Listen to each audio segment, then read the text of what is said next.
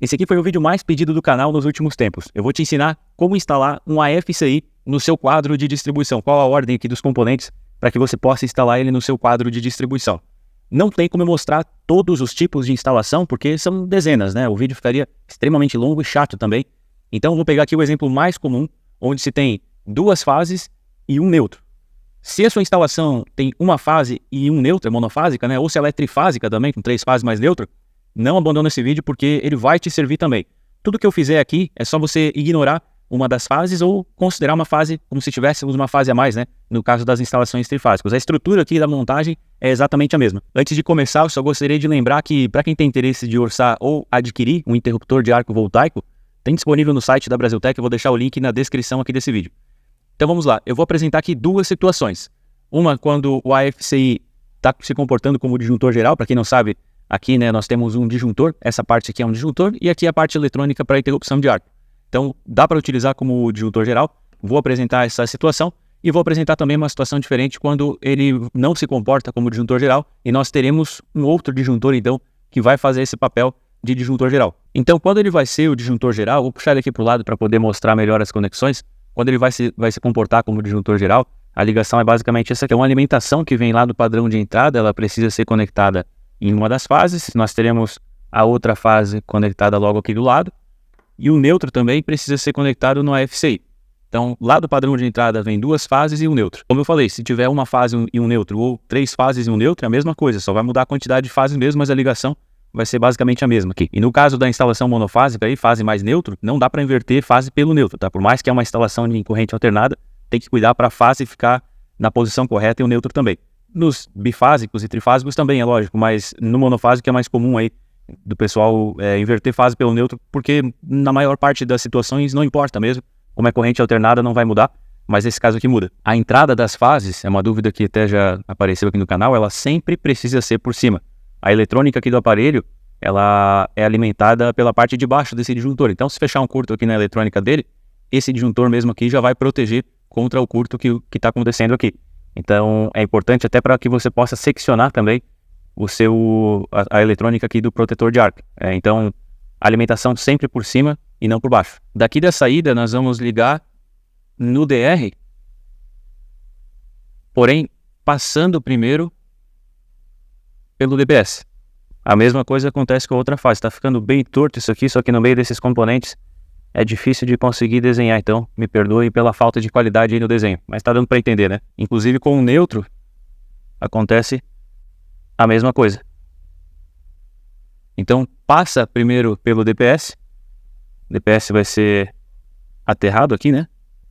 Aproveitando que eu tô falando do DPS, em relação a ele, eu tô considerando que ele vai ser seccionado, vai ser interrompido em caso de fechamento de curto, vai ser interrompido por esse disjuntor aqui. Quem vai estipular a corrente máxima do disjuntor que vai fazer essa proteção é o fabricante do DPS. Você pode precisar de um disjuntor adicional exclusivo para o DPS em alguns casos, né? Esse aqui é de 63, então tem que consultar lá no catálogo do fabricante, ver qual que é o máximo, o disjuntor de maior corrente que pode interromper, então fazer a proteção desse DPS. Vamos supor que fosse um de 50, aí eu teria que pegar um disjuntor específico para essa proteção aqui e ligar em série, então esses cabos aqui teriam que passar por esse disjuntor para poder alimentar o DPS. Então, nesse caso aqui, vamos supor que esse DPS, eu nem olhei o modelo, eu peguei qualquer DPS só para poder explicar aqui, mas vamos supor que esse DPS, esse modelo especificamente, ele possa ser interrompido por um disjuntor de 63 amperes, então esse disjuntor geral que vai atender, e nesse caso eu não preciso ter um disjuntor dedicado para o DPS, eu posso usar esse aqui mesmo. Essa parte do DPS, ela não muda nada em relação ao que você já faz aí, né? Com a FCI ou sem é exatamente a mesma coisa. Inclusive tem um vídeo muito completo aqui no canal falando sobre DPS. Então se você quer entender todos os parâmetros que devem ser observados aí na hora de escolher o modelo correto, eu sugiro que acesse esse vídeo através do card que eu vou deixar aqui em cima. Inclusive uma informação importante que eu dou lá, eu quero reforçar aqui, é que esses cabos de alimentação do DPS e também do aterramento deve ser o mais curto possível, né, para maior eficiência do equipamento. Em relação ao DR, se ele for somente um interruptor DR, como a maioria é, sem proteção contra curto-circuito e sobrecarga, não vai importar a corrente nominal, desde que ela não seja menor do que a corrente do circuito, né? Nesse caso, ambos são de 63 amperes, tanto o disjuntor geral do FCI é de 63, quanto o IDR é de 63 amperes também. E para fazer essa derivação que eu fiz aqui, eu sugiro que você utilize um terminal tubular duplo, né? Porque assim você evita o desfilamento dos cabos e garante uma boa conexão. O terminal é tão barato, não tem por que não utilizar, não tem por que não ter na sua maleta, porque é muito barato e garante um serviço muito mais eficiente. E para finalizar isso aqui, a saída do DR que nós teremos aqui vai para o barramento pente que vai alimentar o restante dos circuitos, né? Vou fazer um desenho aqui mesmo, na cor laranja mesmo, para não ter que pegar outro canetão.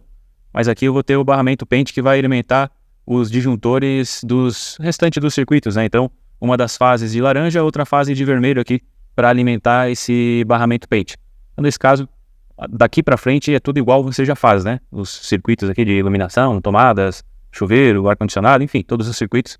E o neutro vem no barramento pente que eu também representei aqui, né? Barramento pente não, barramentinho de neutro mesmo do quadro de distribuição. Então essa aqui é a maneira de ligar, é bem fácil, né? Vocês podem observar que não muda quase nada aqui, né? Quase tudo igual. A diferença só é que o AFCI, ele acaba ficando no lugar do disjuntor geral, com a diferença de que no disjuntor nós teríamos só as fases passando, né? Aqui no AFCI nós temos as fases e o neutro passa por dentro do AFCI também. E agora aquela segunda situação que eu falei, né? Que é quando o circuito é dimensionado para uma corrente menor do que os 63 amperes desse disjuntor aqui do AFCI. Como os AFCIs disponíveis hoje são todos de 63, você vai precisar manter o seu disjuntor geral que você já utilizaria caso não utilizasse o AFCI, né? Então, nesse caso, um disjuntor de 50, que vamos considerar que o geral é de 50. Eu vou rearranjar esse circuito aqui e limpar para que nós possamos continuar. Então, assim vai ficar nosso layout quando, ao invés de substituir o disjuntor geral pelo AFCI, nós vamos manter o disjuntor geral e agregar o AFCI. Nós teremos um componente a mais aí no painel, né? Vai ser uma ligação bastante comum, com certeza. Nesse caso, fica muito parecido, para falar a verdade, tá? Nós teremos a fase chegando normalmente como já era antes, lá do padrão de entrada, né? A outra fase, a mesma coisa. E essas fases agora, elas vão ser ligadas normalmente como já eram antes nos DPS, né? Então, a primeira fase sai aqui do disjuntor geral e vem aqui no segundo DPS. A primeira também. No primeiro polo aqui no DPS. E o neutro, como é que vai ser? O neutro vai vir no DPS também, lá do padrão de entrada, e vai ser conectado no DPS. Então, essa parte aqui é praticamente igual, né? A diferença é que antes o neutro passava por dentro, agora vai direto por fora no DPS. Nós teremos da mesma maneira o aterramento. Agora a derivação, ela vai ser feita da mesma maneira, né?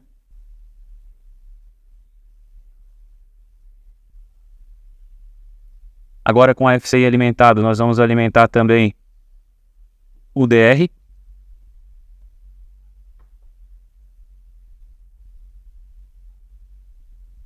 E saindo do DR, vem o neutro para o barramento.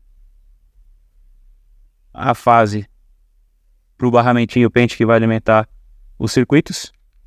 E a outra fase também. Se tiver 3 fases, liga 3 fases. Se tiver uma só, liga uma só e daí o DR pode ser um DR bipolar. E independente se o circuito for monopolar, bipolar ou tripolar, dá para trabalhar com DR com corrente nominal menor, né? Isso para economizar, mas não é obrigatório. Dá para manter esse aqui de 63 amperes, porque como eu falei, ele é um interruptor DR, que só faz proteção contra fuga de corrente. E a sensibilidade dele, que é o que faz ele desarmar, é exatamente a mesma dos modelos com corrente nominal menor, que é de 30 mA. Nesse caso, especificamente, nem teria como trabalhar com de corrente nominal menor, porque as opções disponíveis são de 25, 40 e 63 amperes. Então, o de 40 ficaria subdimensionado para esse circuito, né? Mas caso o disjuntor geral fosse de 40, aí sim o DR poderia ser um de 40 também. A única exigência, né, é que ele tenha pelo menos a mesma corrente nominal do circuito. E voltando aqui para o DPS, talvez no caso anterior você tenha que utilizar um disjuntor específico para proteger esses DPS, né? Mas como aqui foi reduzida a corrente nominal do disjuntor geral, de 63 foi para 50, então talvez você já consiga adequar esse circuito aqui de DPS sem a necessidade de ter uma proteção individual, né? Então antes talvez teria que colocar um disjuntor de proteção por conta dos DPS, e agora diminuindo a corrente nominal do geral, esse DPS talvez, né, dependendo do modelo deles, pode ser que não precise mais da proteção individual. Para o pessoal que tem perguntado sobre o comportamento do AFCI usando máquina de solda, verifica sua inscrição aqui no canal e verifica também se o sino de notificações está ativado. Eu vou fazer uma demonstração assim que possível e dessa maneira você vai ser avisado quando esse vídeo for postado. Existe a possibilidade do transformador da máquina de solda filtrar o ruído em alta frequência que distorce as ondas de tensão e corrente, e o que é provocado, né, pelo arco elétrico. Se isso acontecer de maneira eficiente, o desarme aqui do FCI ele não vai ocorrer. Então a instalação, como vocês puderam ver, é bem simples, né? Não muda praticamente nada em relação ao que você já faz hoje. Eu acho que o maior desafio aqui é encontrar espaço nos quadros das casas mais antigas quando esse item aqui se tornar obrigatório, né? Enquanto for apenas sugerido pela norma, a tendência é entrar nas casas de padrão mais alto, em comércios, indústrias, né? E nas casas também de quem prioriza a segurança contra incêndios. Está bem longe de ser um equipamento inacessível, pela segurança que ele ajuda a promover. É uma relação de custo-benefício muito boa, então ele tende a se popularizar cada vez mais. Como os disjuntores convencionais eles fazem uma proteção ainda mais importante e com um preço incrivelmente baixo, né? Não é possível que um equipamento desse aqui que faz essa proteção que ele faz é tão barato. É impressionante isso, né? Por conta disso, o AFCI ele acaba parecendo um pouco mais caro para alguns, porque se comparado com o disjuntor, realmente, ele é mais caro, e faz uma proteção que não deixa de ser importante, mas é menos importante do que a proteção contra curto-circuito e sobrecarga. Mas lógico, tudo isso vai da condição financeira do cliente, né? E das prioridades dele também. Porque a proteção contra o arco, os outros equipamentos aqui, disjuntor, DPS, DR, eles não fazem, conforme eu já expliquei aqui no canal. Eu vou deixar aqui na tela uma playlist com outros vídeos sobre esse equipamento aqui, sobre o FCI. Eu já falei como ele funciona, já esclareci alguns mitos, testei em algumas situações diferentes também, e até abri um deles para mostrar como que ele é por dentro. Então, se você quiser conhecer melhor o interruptor de arco elétrico, sugiro que assista todos esses vídeos.